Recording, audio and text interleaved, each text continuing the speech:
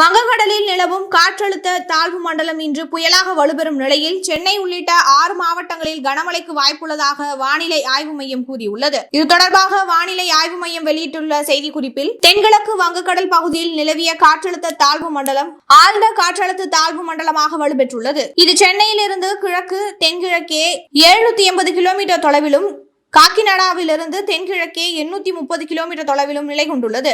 அது இன்று தென்மேற்கு மற்றும் அதையொட்டிய மத்திய கிழக்கு வங்கக்கடல் பகுதிகளில் புயலாக வலுவடைந்து நாளை தீவிர புயலாக வலுப்பெறக்கூடும்.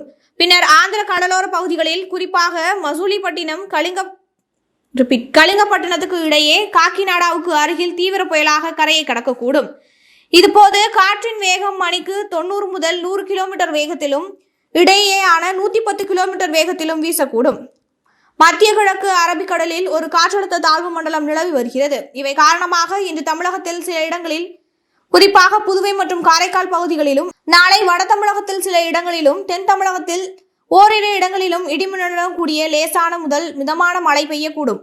மேலும் வரும் 29ஆம் தேதி முதல் நவம்பர் 1ஆம் தேதி வரை ஓரிரு இடங்களில் லேசானது முதல் மிதமானது மழை பெய்யக்கூடும் என குறிப்பிடப்பட்டுள்ளது.